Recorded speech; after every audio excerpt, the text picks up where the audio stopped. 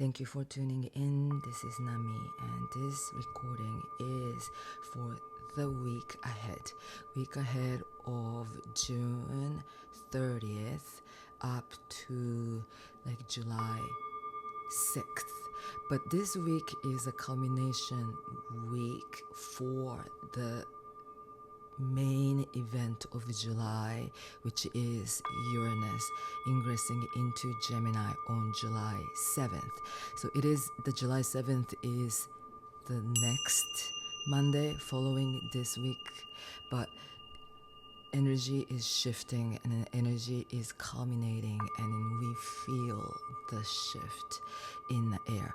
I think personally speaking, since the solstice point, since that Cancer new moon, some profound time shift kind of quantum leap that I've been experiencing. Very profound. Up to that point, the energy of May, energy of June felt very scattering.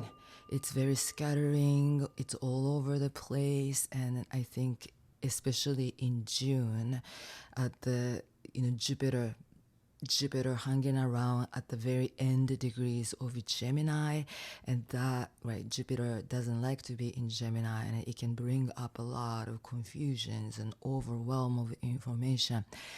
I didn't have any specific thing that was bad or anything, but I felt this sense of offness. And that's probably why I didn't record for so long, right? I didn't record since the new moon up to like for a month or so. I didn't feel like recording, and then I just took a break. And I think like some kind of a like a shift, every time though when we go through that time of hibernation or time of offness or time of a little sluggishness, it is always a sign, pre-sign for some kind of a big revelation or clarity to be coming in. So we must know that, right? Energy, after kind of studying about energy for this long, this is like a profound rule of energy. It's like there is no exception. If we go kind of sluggish and down, the next moment is gonna be up, like crystal clear, like what is aligned, crystal clear idea that we have with what feels aligned, what feels misaligned now. Like even like some kind of attachment that I held onto to certain specific aspects of the past, that energy of attachment got just cleared through that solstice portal. And then when that kind of clarity, or when that kind of like, even without pushing, that kind of density of attachment dissipating, and then suddenly some kind of internal channel opens, and the more downloads of information comes in, or more inspiration, like a lot is going on right now personally, but I think everybody is feeling it on a collective level. May and June was very sluggish, but maybe you had a great month, who knows, right? So we are already, May and June-ish, but we are already at the end of June into July. And this week, the final kind of a highlight of the outer planets ingressing into a new sign is happening on July 7th, right? Because it all started since the end of 2024 when Pluto ingressed into Aquarius on November 19th of 2024. And then Neptune ingressed into Aries on March 30th. And then Saturn ingressed into Aries at the end of May. Jupiter ingressed into Cancer on June 9th. And then this Uranus moving into Gemini. It's a really big point because it's gonna thread it's gonna thread all those energies of outer planets together, clicking it and clicking them all to present this new reality, right? We've been swimming through this new reality already, new identity, new awareness, all that. And this Uranus is gonna just accelerate the change. But I'm gonna record another video for this Uranus in Gemini. So I don't wanna go deep into it, or I might talk more about it for that next week's thing. But this week, so Uranus has been hanging around at this very last degree, analytic degree of Taurus, at 29 degrees of Taurus. And it's a wobbly energy. All 29 degrees is called the analytic critical degree. The energy is unstable, right? It's the end point of the end point before that, leaping into the new sign, leaping into a new world, in a way, new sign, new archetype, new energy, right? And that we are moving out of the Taurus energy. Taurus energy is earth energy. It is stable and grounding, even though this Uranus in Taurus for the last 7 years has been shattering the old structure that we've based our lives upon. But the earth is more slow to change.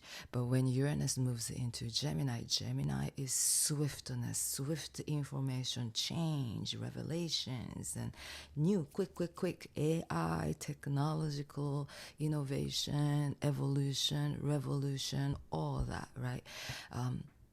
Kind of theme. And right before Gemini, Uranus moves into Gemini, Venus is up here. Venus is coming to this very last degrees of Taurus. Venus loves to be in Taurus, and Venus is meeting up with Uranus on July 4th at that 29 degrees of Gemini, of Taurus, and then Venus on the same day ingresses into Gemini. So the nature of our emotions and feelings, Venus in Taurus is more grounded, very earthy goddess archetype, where she feels,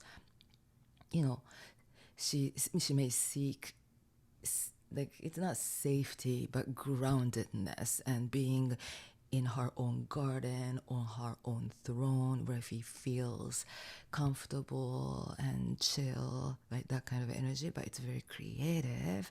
Venus, right? Venus in Taurus is like a garden. It's the nature, the creation of the earth, this planet, a beautiful creation, right? That's that element of the archetype of Venus in Taurus. Now, when Venus ingresses into Gemini on July 4th, up to the end of July, Venus is moving pretty fast now. But Venus's nature changes, relationship patterns changes.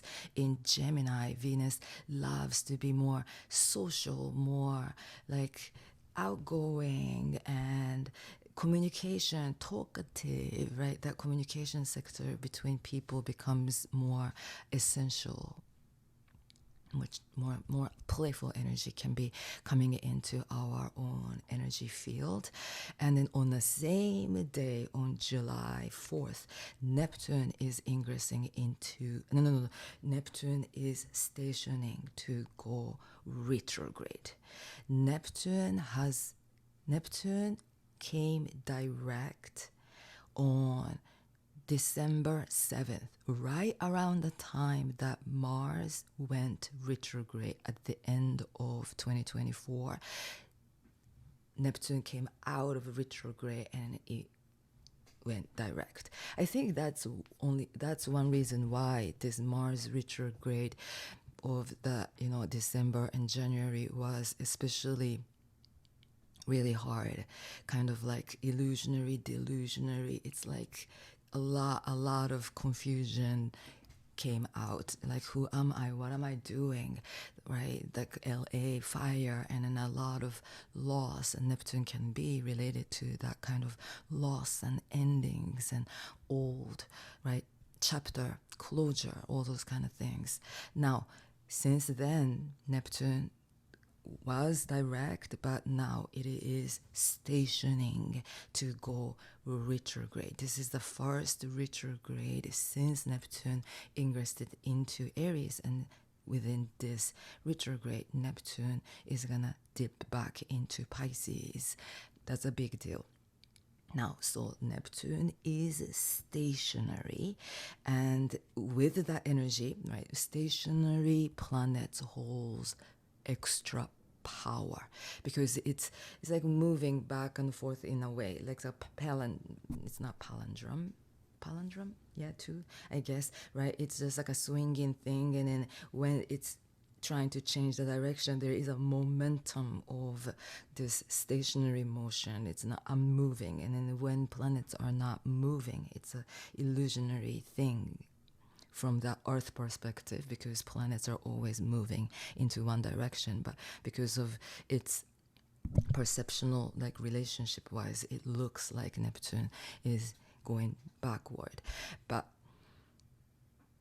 so this Neptune is strong, while Venus and Uranus come together, right? I didn't talk about this Venus-Uranus conjunction, but that is very creative, right? Venus is the creative planet.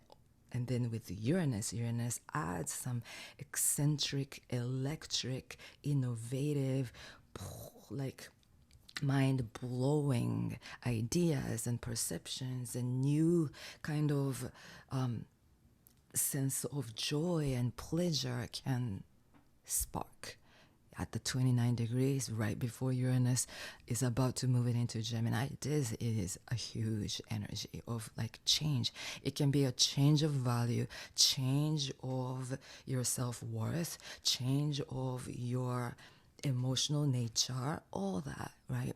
It can shift. So we want to be open to that kind of change and keep opening up our heart, opening up our mind, right?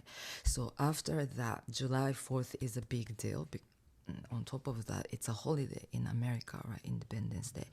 Now, after that July 4th, then after Venus moves into Gemini on July 6th, that is Saturday, Venus will sextile with Saturn, right? Every time that planet's moving into a new sign, outer planets, Saturn, Neptune, Pluto, are hanging around at that very early degrees of Aries and Pluto. So they're going to have a conversation. So Venus is having a conversation with Saturn on the 7th, and then Venus is on the 6th. Venus is in sextile with Saturn on July 6th.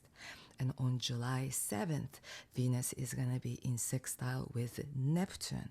And then under that energy, accelerated energy of stationary Neptune speaking with Venus in Gemini. Neptune is the planet of spirituality, dream, vision, right? Imagination. It's the again, I love to see Neptune as a dissolver of boundaries between this realm, the other realm, between our conscious cognitive thinking mind and our subconscious psyche, our cosmic consciousness, right? It's the dissolver of boundaries, and that can take us into our higher truth, because that oneness and wholeness is the spiritual truth. And under that energy, Uranus is moving into Gemini. So this is a really beautiful omen to me to have as Uranus ingresses into a new sign, Gemini, because this, whatever is happening on that day of an ingress, sets the tone of the month ahead, because Uranus is gonna return back into retrograde motion, and then return back to Taurus on November 8th. So this is the energy of big shift coming in.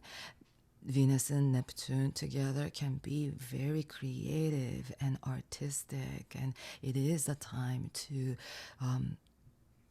kind of let go of any mental limitations or the limitation that our mind puts by discerning what is realistic or what is unrealistic. This is a time to go beyond what our mind says and go for creating all the magic and miracles and make what you may think impossible possible, right? That's the spirit. So this is a huge time of change as well. And right after that, Uranus moving into Gemini, the full moon is going to happen on July 10th too in Capricorn, 10 degrees of Capricorn. So there is this another culmination point for that full moon with all the outer planets in a new sign. It is a mind-blowing, revolutionary time. So may we keep choosing to kind of tap into to ground into stillness too, because when Uranus is activated like this can bring up a lot of scatteredness and a lot of too much information and mental agitation and confusion and all of that, right? That's the lower archetype of this Uranus energy when Uranus is highlighted. But when we are tuned in, tapped into our grounded center, this can be very spontaneous, beautiful spark, and clarity can come in.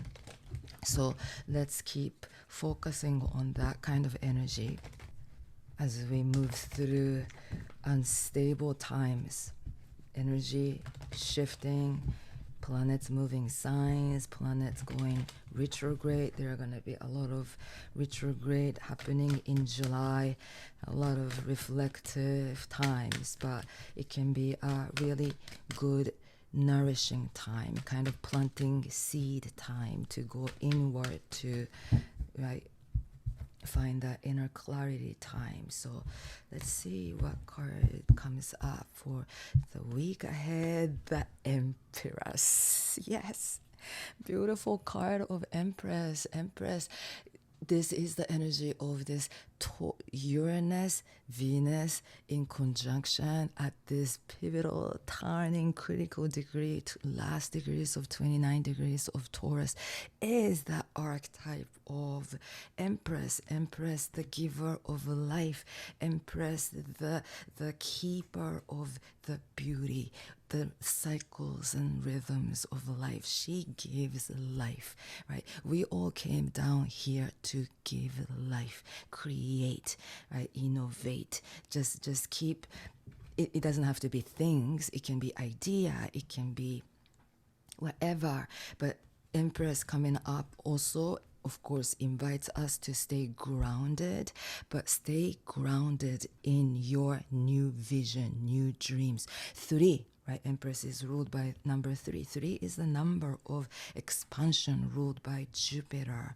And this is the moment of that kind of spiritual expansion. This week ahead is very spiritual. And with the Ace of Wands showing up again, recent reading, I pulled this card too, and this card showed up reversed. So but even either way, Ace is the card of a new beginning, new initiation, new, like stepping into a new chapter. This is the rebirth point. This is the end point of one chapter moving into a new, like, especially, right, Uranus has been in Taurus since 2018, since like April or May of 2018. I think May of 2018 was the last time that Uranus ingressed into Taurus. We are completing one chapter that started in 2017, and then so much had happened since then to everyone, right? Now, 4 of Cups is the final card. Those are the 3 cards. 4 of Cups is the card of kind of contemplation, meditation, and then trying to find kind of a stability in our emotional realm. 4 is a number of foundation and stability. But whenever we are trying to find an answer or clarity, trying to figure out, right, we can emotionally generate that energy of attachment, and then we get just sucked into that space. Right, in Writer's Deck, 3 cups. This person is staring at those 3 cups, and in this card, 3 cups are being spilled in a way, and 1 cup is right there, right behind this person. In Writer's Deck 2, the hand of God is offering a brand new cup above, but this person is just so hooked into the reality that is right in front of her or him, and then he cannot even see that new offering, new energy coming in. So this is the moment that we want to stay grounded in our what we love and what feels good, and it is the time to create new chapters, new life, all of that. And then there is a power that is moving us. There is a passion to create. There is a passion and boldness and courage. Like we're feeling that courageous inner fire that's moving us forward. But at the same time, we may not know where we are heading, or we may feel still kind of confused, and then we feel just stuck. But choose not to stay in that space. You don't need clarity to initiate anything. Really, don't think ahead so much. Don't overthink how you're gonna do it or what you're gonna do. No details needed. Just do something new, right? It can be a change in how you wake up in the world. Maybe you start incorporating evening meditation, visualization, whatever that you choose to do, but just changing the habitual patterns, right? Think about the universe, think about the eternity, think about something joyful and playful and blissful, rather than choosing to focus on some other things that drain us, right? So this is a choice point. This week is an important choice point too, right? Gemini energy, Venus into Gemini, and Uranus into Gemini, the choice point.